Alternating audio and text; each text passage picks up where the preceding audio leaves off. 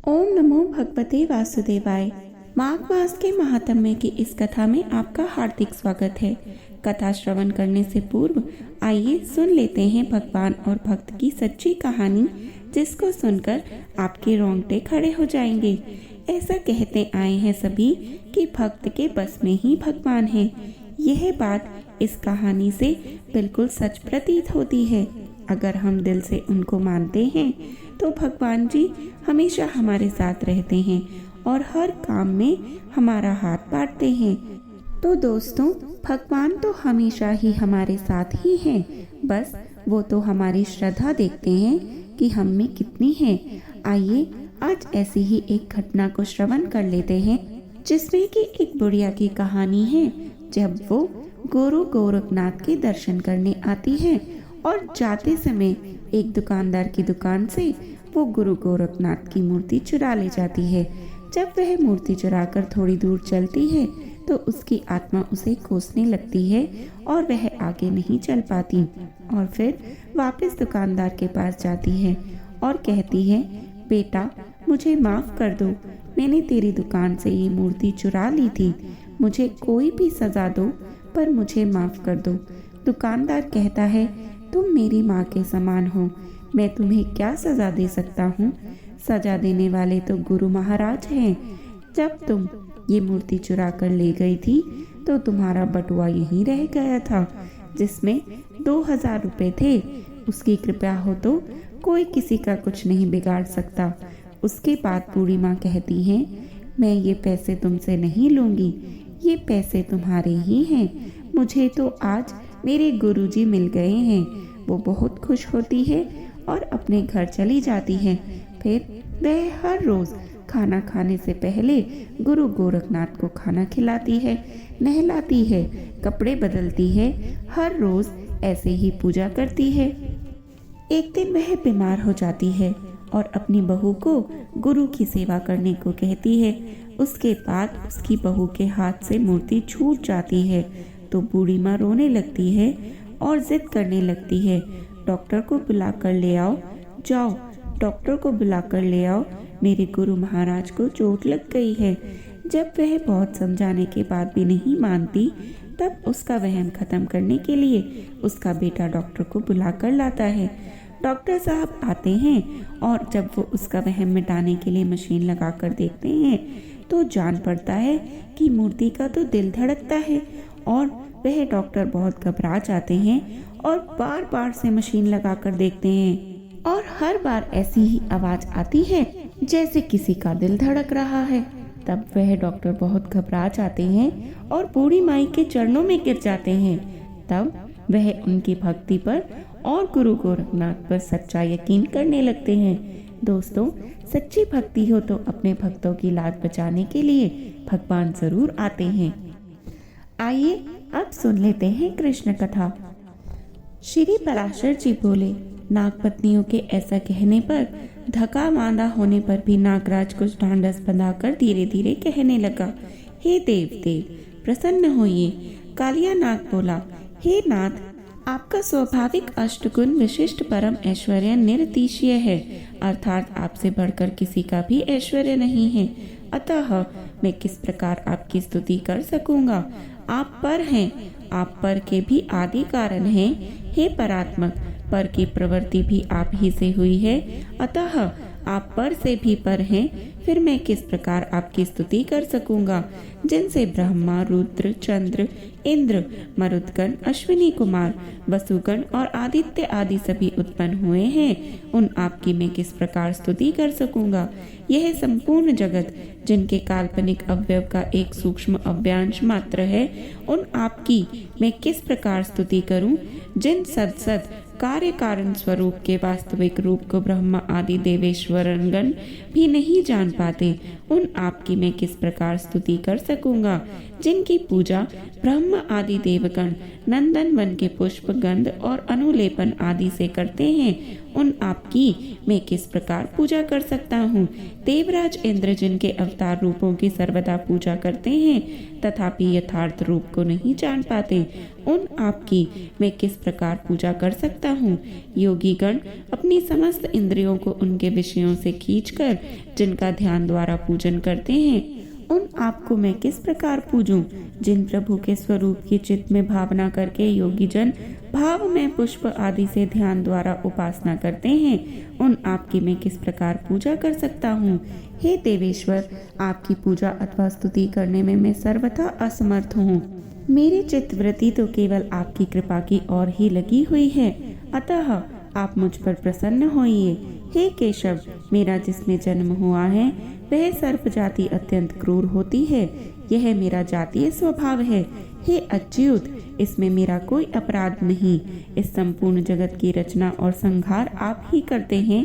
संसार की रचना के साथ उसके जाति, रूप और स्वभावों को भी आप ही बनाते हैं। हे ईश्वर, आपने मुझे जाति, रूप और स्वभाव से युक्त करके जैसा बनाया है उसी के अनुसार मैंने यह चेष्टा भी की है। हे देवदेव, यदि मेरा आचरण विपरीत हो तब तो अवश्य आपके कथन अनुसार मुझे दंड देना उचित है।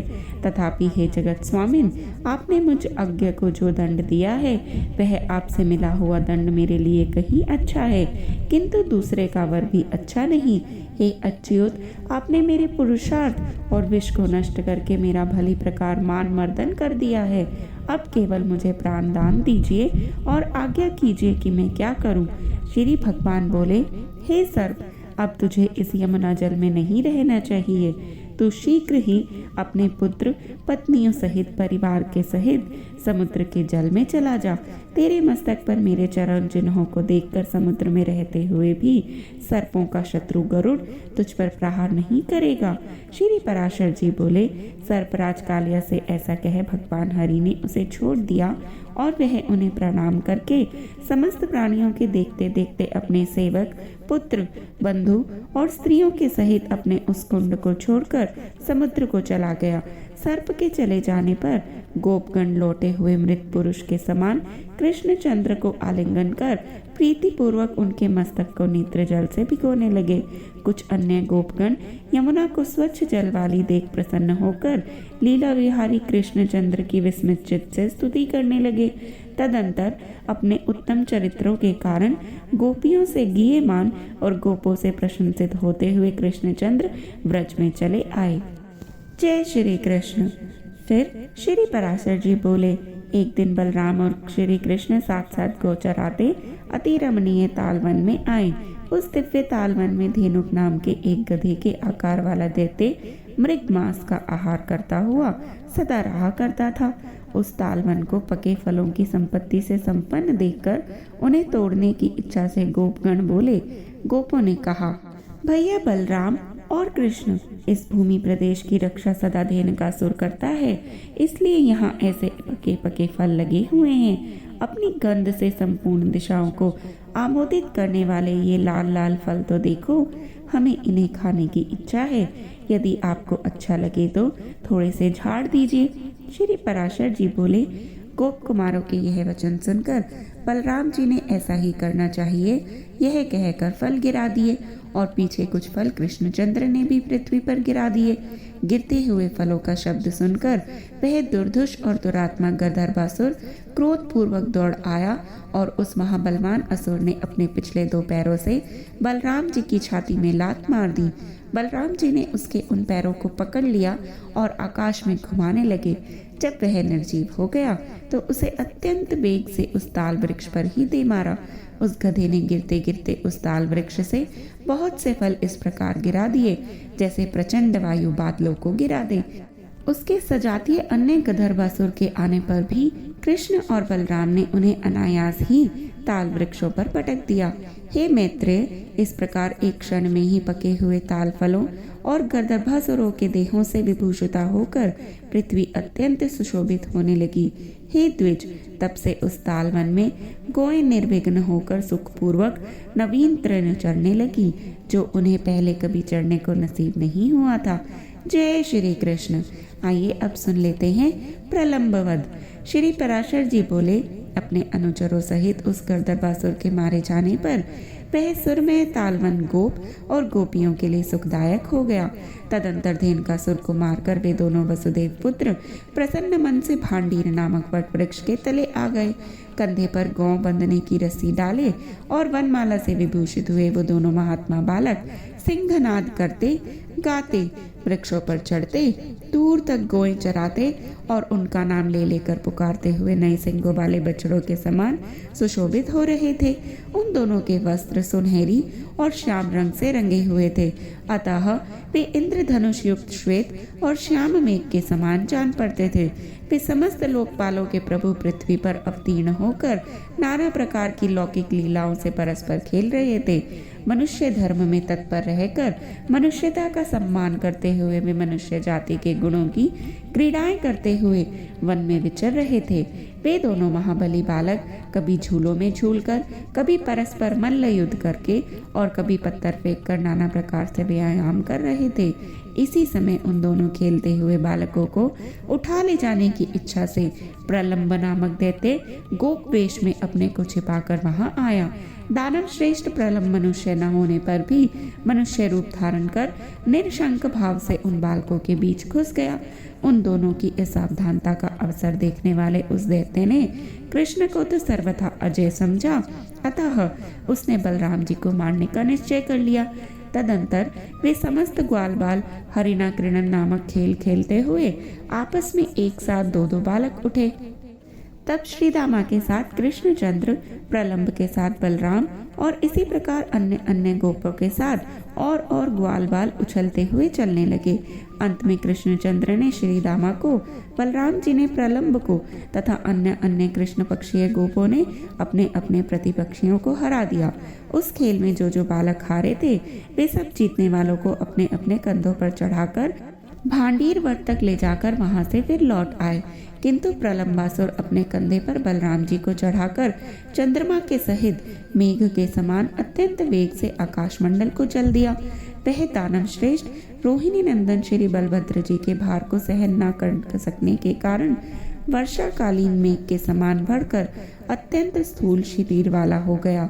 तब माला और आभूषण धारण किए, सिर पर मुकुट पहने, गाड़ी के पहियों के समान भयानक नेत्रों वाले, अपने पाद प्रहार से पृथ्वी को कंपायमान करते हुए तथा दग्ध पर्वत के आकार वाले उस दैत्य को देखकर उस निर्भय राक्षस के द्वारा ले जाए जाते हुए बलभद्र जी ने कृष्णचंद्र से कहा, भैया कृष्ण, देखो छल पूर्वक गोप वेश धारण करने वाला कोई पर्वत के समान महाकय दैत्य मुझे हर लिए जाता है। हे मधुसूदन, अब मुझे क्या करना चाहिए यह बतलाओ। देखो यह दुरात्मा बड़ी शीघ्रता से दौड़ा जा रहा है। श्री पराशर जी बोले, तब रोहिणी नंदन के बलवीर्य को जानने वाला महात्मा कृष्ण ने मधुर मुस्कान से अपने ओष्ठ संपुट को खोलते हुए उन बलराम जी से इस प्रकार कहा। श्री कृष्णचंद्र बोले, हे सर्वात्मन, आप संपूर्ण गुह्य पदार्थों में अत्यंत गुह्य स्वरूप होकर भी यह स्पष्ट मानव भाव क्यों अवलंबन कर रहे हैं? आप अपने उस